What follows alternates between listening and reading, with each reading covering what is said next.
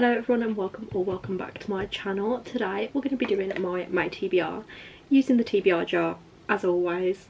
I read 12 books in April, which was a lot for me. It's actually still April, so there's a chance that I could finish another book, so potentially 13 books in April. I think I chose 8 prompts last month and I think I'm going to choose 8 again. I don't have any reading plans this month at all, other than potentially reading Airfire by Sarah J Maas to continue with mine and Jemima's buddy read, which I mention every single month. But other than that, maybe Funny Story by Emily Henry, which is her new release, but I don't really have much else that I can think of that I want to read this month. I think I read 6 out of the 8 books on my TBR, or maybe 5. But I read 12 books total, so I'm not mad that I didn't complete my actual April TBR. I have added like 20 prompts into the jar, like I said I was going to, so we should have quite a few new prompts. Hopefully we get to choose some of them. But other than that, I'm just gonna go for it. Oh no. Okay. Our first prompt is Friend's Choice. I'm gonna put in mine and Sarah and Em's group chat. I don't know whether to give them options or to just give them free rein. I think I'm just gonna give them free rein, to be completely honest. I'm gonna message them, hold on. I said, hi guys, I'm filming my TBR video and I got the prompt friends pick. Please can you choose me a book to read? And put, hi Lucy, that's nice, yes. She said, do you have options? I'm gonna put, I'm not gonna give options, just pick anything. And we'll see what they say. I imagine Em's gonna reply before Sarah. Like, I don't think, Sarah might not even reply during this video, because sometimes Sarah takes a while to reply. But we'll see. I'll just wait. Em put, I'll try. I think what I'm going to do is continue picking the prompts and then we'll see what they choose after. Move on to prompt 2. The next prompt is colour generator. So I'm going to spin a colour wheel and choose a book that matches the colour. Okay, so we got pink. So I do have an option for this, but I don't know if I'm going to get to it. Okay, I've realised I don't actually have that many pink books. I thought I had way more. But I have 2 options, and that is Wild Love, like I mentioned, by Elsie Silver. And then I also have Twisted Hate by Anna Huang, which is the 3rd book in the Twisted series. And I'm on this book in this series. I really enjoyed the first 2 books, and then I just didn't carry on. I think because the books get bigger and I got scared. But I do really want to read this book. It's 504 pages, which is long for a romance book. But I feel like this one is quite long too. Yeah, this one is 447 pages. Oh, I honestly have no idea. I think I'm going to put Twisted Hate on here just because I haven't read Hopeless yet. And I don't know if I'm going to get it on this TBR, so I think we're going to choose Twisted Hate for the colour generator prompt. I also have received a response from Em. I said don't be horrible, and Em put, I'll try, I have 2 in mind. One of them is horrible but also fun. I vote Bride by Ali Hazelwood or The Priory of the Orange Tree. Now, I actually started reading Bride this morning, so I feel like it's kind of cheating to put Bride on because I've already started it. However, if I choose Priory of the Orange Tree, me and Em are going to buddy read it, so she's going to have to read it as well. So I'm going to ask her if she's going to read it this month too. Okay. Em said, yes, perfect, let's do it. So that is what's happening. So let me go and grab Priory of the Orange Tree. Okay. The reason that Em chose this book is because we have been saying for quite a while now that we're going to buddy read it together and try and read it in a 24-hour readathon. Which I honestly don't know if it's even possible to read this in 24 hours because it's a humongous adult fantasy book. I know that it has dragons in it.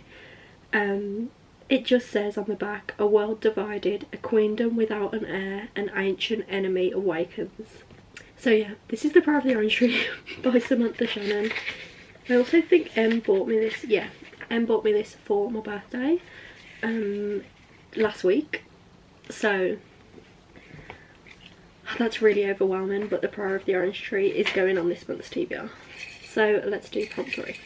This prompt is a book with a black or white cover.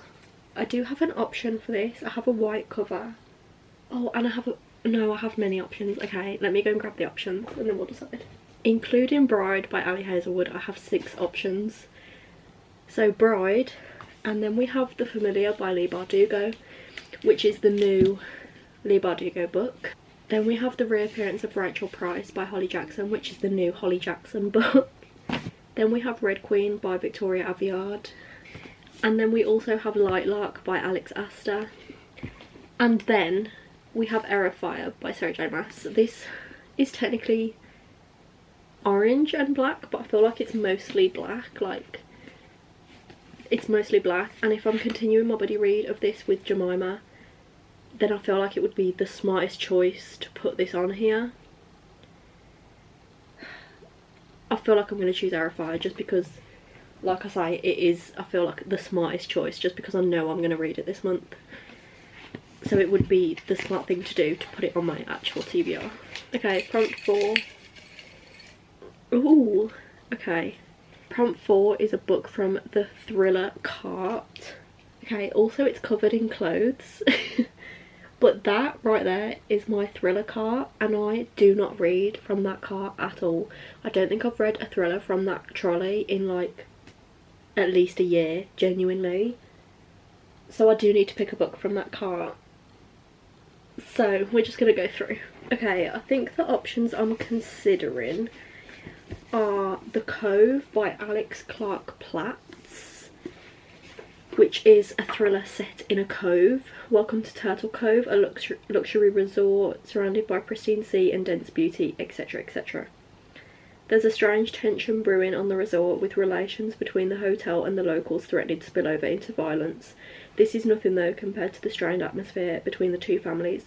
They haven't been friends for long and they're starting to realise they don't really know each other at all, except for one of them. One of them knows another very well and they have a score to settle. It sounds very good. It's like a less than 300 page thriller. So that one could be good.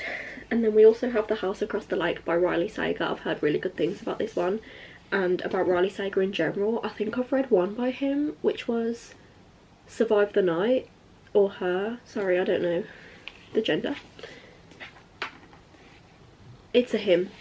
Okay, this says recently widowed actress Casey Fletcher has escaped to her family's lake house for peace and quiet.